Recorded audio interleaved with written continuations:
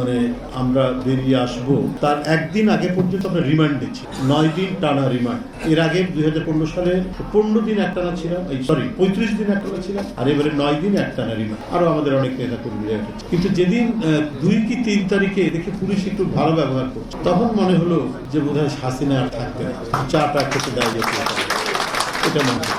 যাই হোক, আমাদের রিমান্ড শেষ হয়নি। 4 তারিখে রিমান্ড থাকা অবস্থায় আমাদের কোর্টে নিয়ে আসলো এবং কোর্ট থেকে কারাগারে কারফিউ চলছে।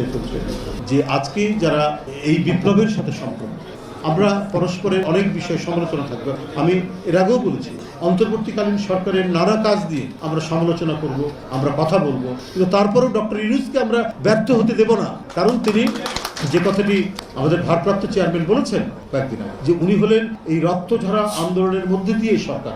হ্যাঁ, কনস্ট্রাকটিভ সমালোচনা যাতে হয়, আমরা যে সমালোচনা করছি আবার পাশাপাশি দেখুন বসে একসাথে আমরা কথাও বলছি, মানে আপনার ডেমোক্রেটিক কালচারেতে এটাই হবে। একই পার্লামেন্টে, একই কংগ্রেসে বিরোধী দল থেকে সরকারি দল থেকে গণতন্ত্র তার বিবর্তনের মধ্যে দিয়ে আজকের যে রূপ পেয়েছে, সেটা তো তাই। বিরোধী দল সরকারি দল পাশাপাশি বসবে, কিন্তু একে অপরের সমালোচনা হবে। এখন আমরা কথা বলছি, ডক্টর ইউনূস সাহেবের বিরুদ্ধে কথা বলছি, অন্তর্বর্তীকালীন সরকারের যে সমালোচনা করছি, কিন্তু এটা করার পর মনের মধ্যে এই ভয়টি নেই যে আমি গুম হয়ে যাব, বা আমাকে ধরে নিয়ে গিয়ে বা বাসা থেকে আমার স্ত্রীর কাছ থেকে ধরে নিয়ে গিয়ে আমি ক্রস ফায়ারের শিকার হব, সেই ভয়টি তো নেই। কমপক্ষে ওই জায়গা থেকে তো আমরা মুক্তি পেয়েছি, ওইটুক নিঃশ্বাস তো আমরা নিতে পারবো। সুতরাং একটি গণতান্ত্রিক পরিবেশ থাকলে পরে সেখানে অনেক কিছুই আপনার কি বলে যে সাহিত্য, শিল্প, বিজ্ঞান প্রত্যেকটি বিকাশ হওয়া